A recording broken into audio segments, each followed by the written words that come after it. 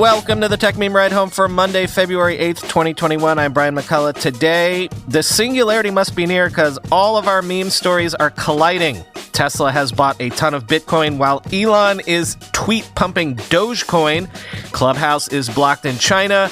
Cold water gets thrown on our Apple Car story by Hyundai itself. TikTok is skipping directly to an e-commerce build-out.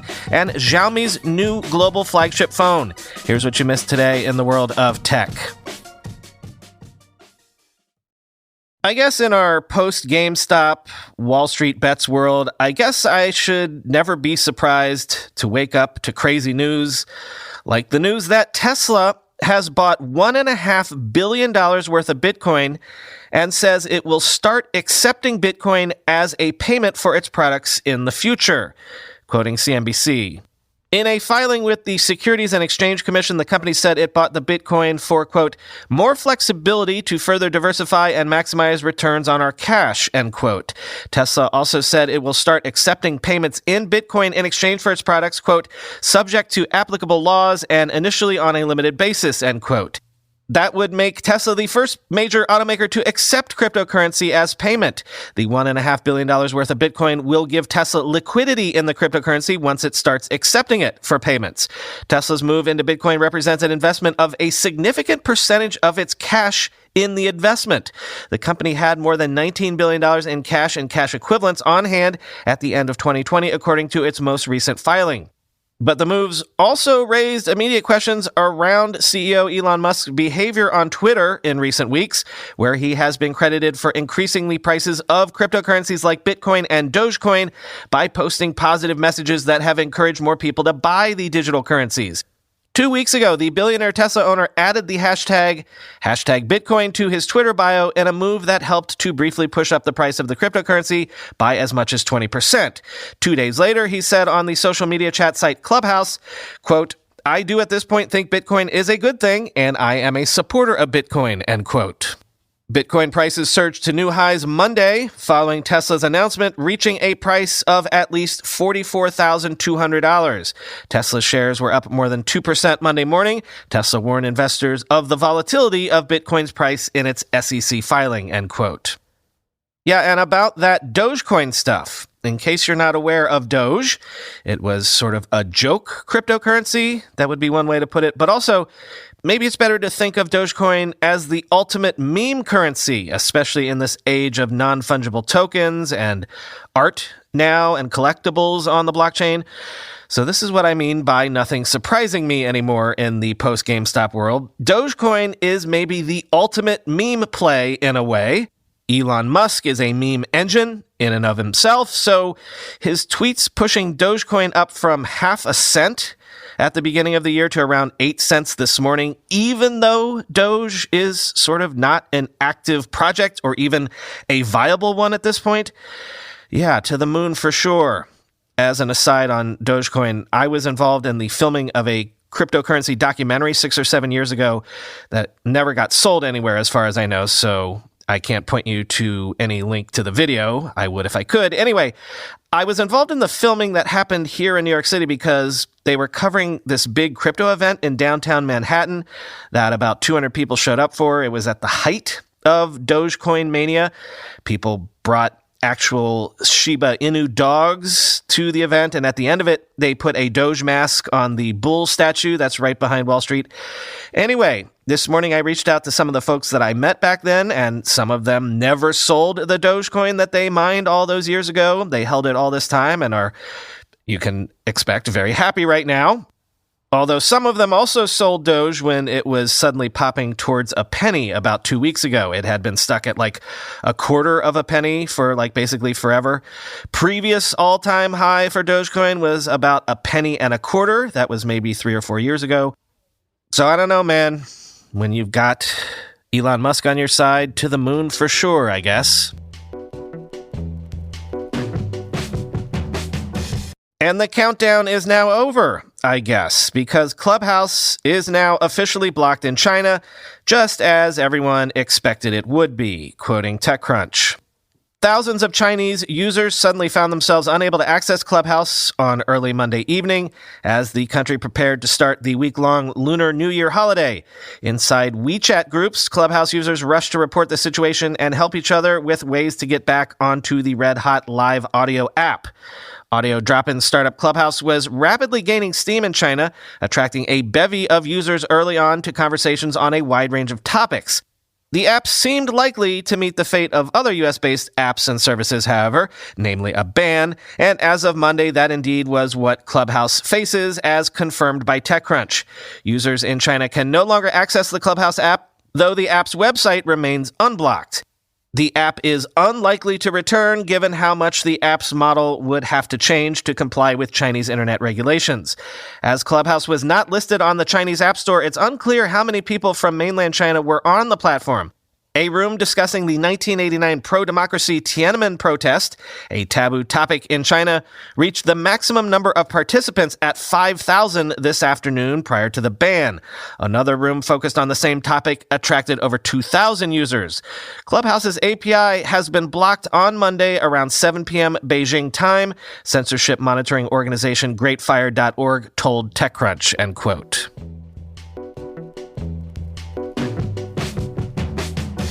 File this one under throwing cold water on the fire that we had been watching regarding Hyundai and the Apple car. Hyundai and its affiliate Kia now say they are not in talks with Apple to develop an autonomous vehicle, sending their shares down 8.4% and 14% respectively, quoting Bloomberg. Apple paused discussions with Hyundai and Kia weeks ago about building an electric vehicle. People familiar with the matter told Bloomberg late last week. The Cupertino, California-based company has discussed similar plans with other auto manufacturers, the People added, asking not to be identified because the information isn't public. The South Korean car makers also said in regulatory filings Monday they were in talks with multiple companies about autonomous EVs, but that no decision has been made. Hyundai's statement is almost identical to one it issued a month ago after the company muddled its message around the highly anticipated Apple vehicle, first confirming local Korean media reports that it was in discussions with the tech behemoth, then revising its statement twice in a matter of hours. Hyundai finally said it had received requests for potential cooperation from a number of companies, end quote. So, did Apple cut off talks with Hyundai because they didn't like the leaks of the talks getting out? Or were there no talks to begin with, and maybe we got ahead of ourselves and we should go back to being skeptical of an Apple car even happening? It's all unclear, honestly, as Shira Ovide tweeted, quote, "I know this isn't Apple's MO, but what if it just said out loud that it's working on a car and it is evaluating possible manufacturing partners? Would that be so bad?" End quote.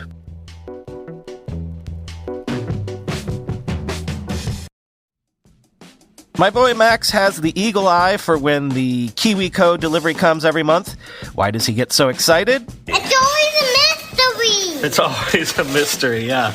KiwiCo creates accessible hands-on projects for kids of all ages to make learning about STEAM fun. STEAM, of course, is science, technology, engineering, art, and math. Each crate is designed by experts and tested by kids and teaches a new STEAM concept. Each box is delivered monthly and comes with all the supplies needed for that month's project. Also detailed kid-friendly instructions and an enriching magazine filled with content to learn even more about the crate's theme. Each line caters to different age groups from babies to teens, and you can choose from a variety of topics and subscription lengths. With KiwiCo's hands-on art and science projects, kids can engineer a walking robot, design a paint pendulum, conduct bubbling chemistry experiments, and more, all from the comfort of home. KiwiCo.com. Everything you need to make STEAM seriously fun delivered to your doorstep. Get 30% off your first month plus free shipping on any crate line with code RIDE. That's 30% off your first month at KiwiCo.com, promo code RIDE. You know, I never look away from screens. This is just how I've lived my life for 20 years now, but sometimes even I do need to unplug at least my eyes. So one of my favorite ways to rest my eyes and still get the content I'm always itching for It's by putting in my Raycon wireless earbuds and listening to something great. Whether you're catching up on your favorite news podcast, binging an audiobook, or powering through your workout with a pumped-up playlist, a pair of Raycons in your ears can make all the difference.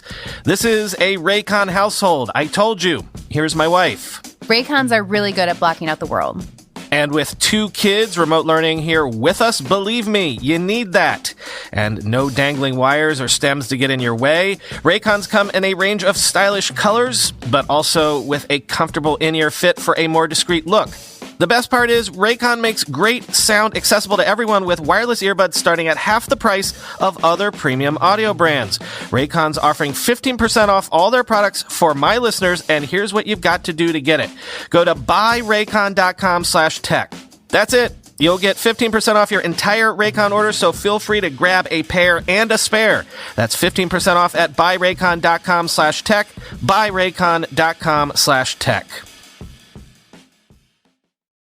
On the whole front of Twitter suddenly kicking into gear because things like Clubhouse and Substack have the potential to eat their lunch in spaces where they should probably be eating everyone else's lunch, sources are telling Bloomberg that Twitter is building subscription products to ease its dependence on advertising, including the possibility of tipping people for exclusive content and maybe even charging for TweetDeck, which, as always with Twitter, any other company would have been looking into things like diversification into subscriptions, 5 years ago.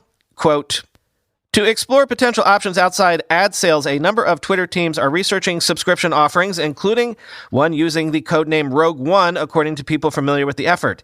At least one idea being considered is related to tipping, or the ability for users to pay the people they follow for exclusive content, the people said, who asked not to be named because the discussions are internal. Other possible ways to generate recurring revenue include charging for the use of services like TweetDeck or advanced user features like undo send or profile customization options. Subscriptions have always offered a tantalizing alternative to advertising, but social networks have traditionally stayed free as a way to encourage user growth and engagement, which is then subsidized with paid marketing posts.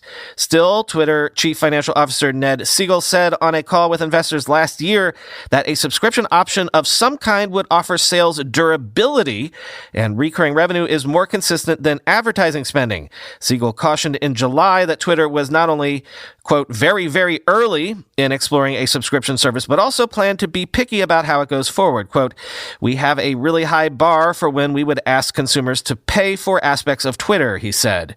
The San Francisco-based company may update investors on its thinking when it reports earnings on Tuesday. It has mentioned the idea of subscriptions on the past 2 quarterly calls, but the company has historically been slow in making product decisions, end quote. I want to point out that it was Bloomberg saying that last bit, so it's not just me that has a low opinion of Twitter's ability to iterate product. Also notice that little item about an undo send feature. You know what feature I guarantee you people would pay for? An edit tweet feature. Of course, we're probably never getting that one at this point. And continuing on the theme of monetizing social networks, you have to know this was coming, but sources are telling the Financial Times that TikTok has briefed advertisers on new e-commerce tools that it plans to launch later this year, including letting popular users add links and earn commissions. Quote, it's old school affiliate marketing, one senior advertising executive said, adding that video makers would be able to link to any products they liked, even if they were not formally sponsored by the brand. TikTok, which is owned by China's ByteDance, is also aiming to roll out the ability for brands to showcase catalogs of their products on the platform, the people said. The app is also said to be rolling out live-streamed shopping, a mobile phone version of television shopping channels where users can buy goods with a few taps after seeing them showcased by TikTok stars. This follows testing of the live shopping feature with Walmart announced late last year. TikTok declined to comment. Quote, it feels like TikTok is about to skip introducing a desktop experience and go straight into commerce, Jack Smith, creative technology officer at WPP's Mindshare, said. Culturally, TikTok is well placed for live-streamed commerce to capture the dissolving distinction between content and commerce because it doesn't feel as polished as other platforms, he added. The tools will bring TikTok, which has already announced a partnership with e-commerce platform Shopify, further into competition with Facebook, end quote. In the interest of keeping score on what the big tech oligarchs are up to, who's up and who's down, and the like, I like to look for these sorts of metrics. Platformonomics is out with its yearly look at capital expenditure at the big tech companies, and the TLDR this year is Amazon's CapEx grew 69% year over year. Microsoft's grew 14%, and Google's actually declined 5% year over year, which again plays into my theory of belt tightening at Google, though again, I'll acknowledge their earnings were blowout just last week. But still, analysis like this is a proxy way of looking at who still has the ammunition to continue to invest in expanding their various business lines. Quote, the three hypercloud companies, Amazon, Google, and Microsoft, collectively spent almost $97 billion on CapEx in 2020, up 32% from 2019's $73.5 billion. Amazon and Microsoft's spending again hit new highs, bonkers new highs in Amazon's case, while Google's spending declined for the second year in a row. Amazon spent more on CapEx than any company, not just cloud companies, in 2020. In 2020, Amazon's CapEx was up a mere 69% to just shy of an absolutely bonkers $54 billion. Google's spend declined 5% to $22.3 billion, and Microsoft's increased 14% to $20.6 billion. Amazon, company slogan, a penny of free cash flow is a terrible thing to waste on abstract accounting constructs like profits, is accelerating its spending and may soon achieve orbital escape velocity on the back of its CapEx trajectory, rendering Jeff Bezos' personal space program unnecessary. It is beyond bonkers that a company that sells books, in quotes, spends more on CapEx than any other company, and the idea that our other two software companies have a CapEx spend in the same league or beyond the biggest automakers, energy companies, semiconductor manufacturers, and telcos in the world is likewise bonkers, end quote. Finally today, whenever I'm tempted not to cover Chinese smartphone launches, I remember that fully 37% of you listening to me right now are listening outside of the United States. So a lot of you might actually be able to buy this. Xiaomi has unveiled the global version of its Mi 11 flagship smartphone, which sports a Snapdragon 888, a 6.8-inch 1440p OLED 120Hz display, and up to 256 gigabytes of storage, all starting at €749, quoting The Verge. The screen appears to be the same panel or very similar to what is found in the Galaxy S21 Ultra. It's a slightly curved 6.8-inch 1440p OLED with a refresh rate of 120 Hz and peak brightness of 1500 nits, matching Samsung's phone spec for phone spec. I don't have the S21 Ultra to compare side by side, but I can tell you that the Mi 11's screen is extremely good. The Mi 11 has a 108 megapixel primary camera backed by a 13 megapixel ultra-wide and a 5 megapixel telemacro camera. The selfie camera is 20 megapixels and tucked inside a small hole punch cutout at the top left of the screen. The battery is 4,600 milliamp hours and can be charged up to 55 watts with a cable and up to 50 watts wirelessly. The Mi 11 also features reverse wireless charging at up to 10 watts. It runs the MIUI 12 based on Android 11. Xiaomi hasn't provided a full list of regions or launch dates just yet, but says the Mi 11 will be priced at €749 or around $900 for the 8GB, 128GB model, end quote.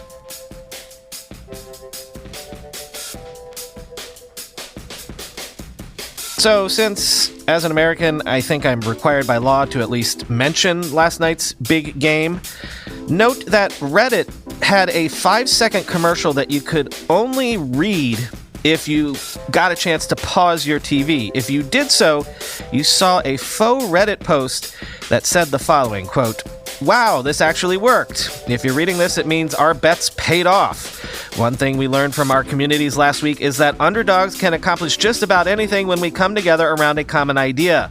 Who knows? Maybe you'll be the reason finance textbooks have to add a chapter on tendies in the future. Powerful things happen when people rally around something they really care about, and there's a place for that. It's called Reddit, end quote. Reddit said it spent its entire marketing budget on this ad, which is reminiscent of when companies spent their entire Series A's on Super Bowl ads back during the dot-com bubble. And also, since I believe I am contractually obligated to mention that Tom Brady is still playing and still winning Super Bowls 20 years later, this tweet from John Ehrlichman on Twitter.